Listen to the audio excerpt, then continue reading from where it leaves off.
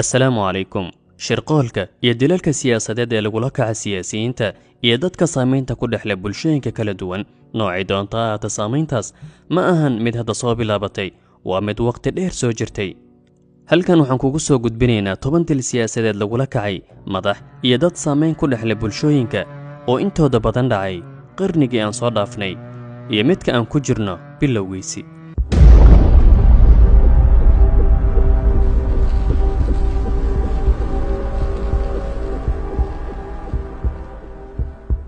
محمد أنور السادات مدحويني هوري مصر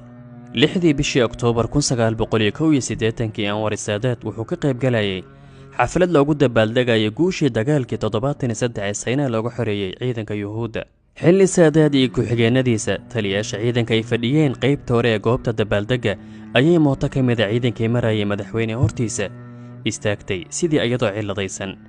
kadibna ninkii waday ayaa ka soo degay asagoo riixayo laakiin wax yar kadib waxaa soo istaagay goobta mootada gaari uu wado Khalid al-Islaambuli oo ahaa hal xidigle ciidanka ka mid ah kadibna toogayaan lagu magacaabo Xuseen Cabbaas ayaa xabado ku furay Saadaad asagoo luqunta ka toogtay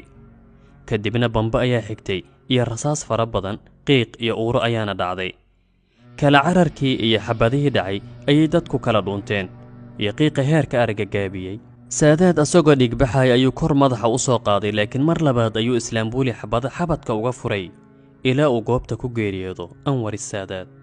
John Kennedy madaxweynihii 35aad ee Mareykanka waa mid ka mid ah dilalka siyaasadeed kuwa ugu caansan uguna saamaynta badan waana madaxweynihii 8aad ee Mareykan ee asagoo talada haya dhinto ama la dilo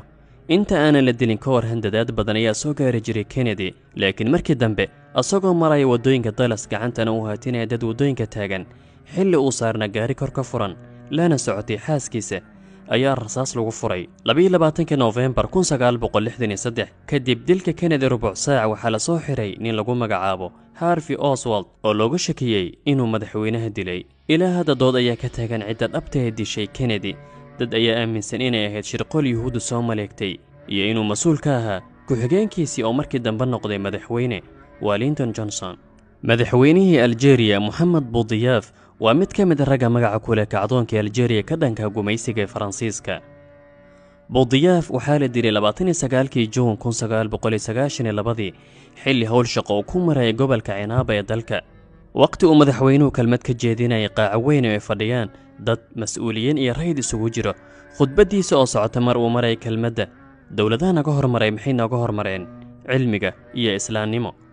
kadib intaas waxaa la maqlay codka bambo kadibna waxaa xigay rasaas uu furo laba xidigle ka tirsan ciidanka ahna ilaalada Boudiaf oo lagu magacaabo Mubaarak Boumacrafi dhaawac halis ayaa soo gaaray dhanka madaxa waqti aanan badnayn kadib ayuu madaxweynuhu ku geeriyooday isbitaalka Martin Luther King halgamaa madow Mareykan ah wuxuu u halgami jiray xuquuqda madowga dulman wuxuuna hogaamin jiray dhaqdhaqaaqyo nabadeed lagu dalbanayo xorriyad iyo sinaan wuxuu ka mid ahaa dadkii diidanaa dagaalkii Vietnam 4 Abriil 1968 wuxuu ku sugnaa magaalada Memphis xilli uu hadal jeedinayay asagoo meel balakona taagan ayaana la soo toogtay waxaana soo gaaray dhaawac halis ah xabadu dhuunta ayay uga dhacday waxaa loola cararay isbitaalka St Joseph kadibna halkaas ayuu ku geeriyooday kadib dilka Luther King boqol magaalo ay rabshaduhu qabsadeen waxaana bilowday caro xoogan oo ku aadan dilka Martin King waxaa aad loogu xasuustaa kelmadiisa caanka ahayd ee waxaan leeyahay rajo inaan maalin arko buuraleyda Georgia dusheeda ayadoo ay fadhiyaan carruurtii ay dhaleen dadkii la adoonsan jiray ayagoo la fadhiya carruurtii kuwii wax adoonsan jiray kadibna ay si walaaltinimo hal xeera wax ugu cunaan waxaan ku riyoonayaa in gobolka Mississippi oo ah meel cunsuriyadda iyo dulmigu dilooday inuu ka xoroobo kulaylka adoonsiga aadana dhinaca barwaaqada xorriyadda iyo cadaaladda waxaan ku riyoonayaa in aan maalin arko afartayda canug oo ku nool dawlad aanan fiirinaynin midabkooda ee fiirinayso waxa ay yihiin iyo dadnimadooda boqorkii Sacuudiga intii u dhaxaysay 1964 ilaa 1975 waxaa lagu xasuustaa boqor Faysal mowqiftiisa adkeyd ee ku aadanid qadiyadda Falastiin iyo zuulitaanka Israa'iil waxaa ugu caansanaa mowqiftiisa go'aankii uu galbeedka uga jaray shidaalka intii uu socday dagaalkii 73 maalin talaada 25 maars 1975 xilli uu xafiiskiisa kula kulmayay wasiirkii batroolka Kuwait xilligaas Cabdilmutalib Al-Kaadhimi ayaa waxaa soo galay nin isla qoyska Aal Sacuud ka mid ah oo lagu magacaabo Faysal bin Musaacid Aal Sacuud kadibna si lama filaana ayuu xabad ugu furay boqorka oo isla markiiba geeriyooday. sababta dhabta ee ka dambeysay dilka boqorka lama yaqaano. ninka dilka geystay muddo aanan fogeyn ayuu Mareykanka ka imaaday, taasoo laga yaabo in falku uu ahaa qorshe Mareykanka laga soo maleegay. laakiin waxaa kaloo macquul ayaa la leeyahay in uu u arguday walaalkiis Khalid bin Musaacid Aal Sacuud oo ciidanka ammaanka Sacuudiga gurigiisa ku dileen intii boqor Faysal xukunka hayay. liyaaqat cali khan waa mid ka mid ah ragga ugu taariikhda wanaagsan muslimiinta qaarad waa Hindiya, waana siyaasi iyo qora faylasuuf muslim Bakistaaniya, waana ra'iisul wasaariye ugu horreeyay Bakistaan. sidoo kale wuxuu ahaa wasiirka gaashaandhigga, waana aasaasyaasha dhabta ee Bakistaanta cusub.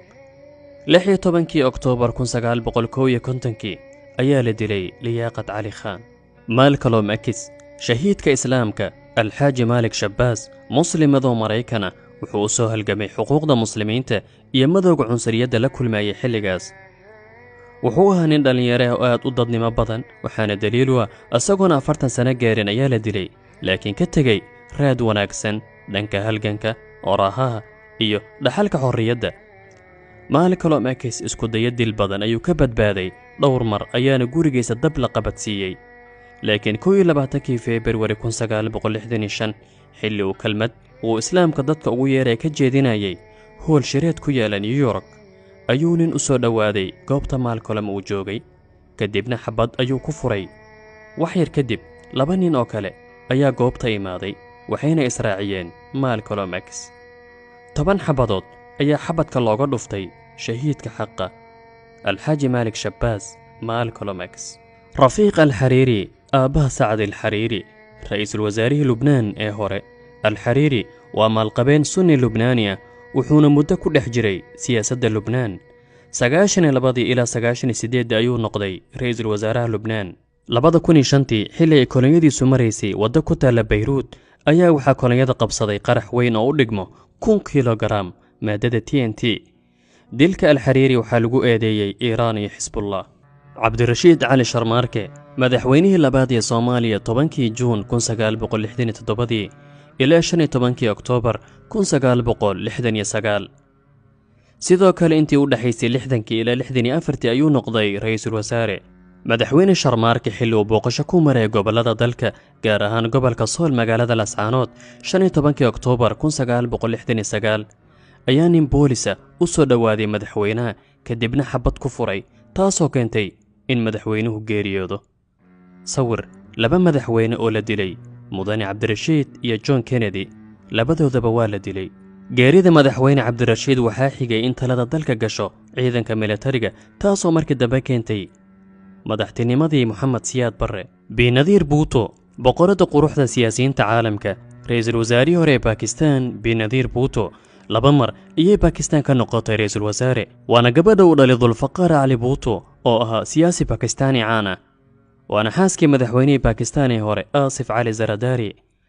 waxay hogaaminaysay xisbiga shacabka ee Bakistaan. 2007 Bhutto waxay ku sugnayd magaalada Rawalpindi ee Bakistaan, waxayna ku jirtay olole doorasho.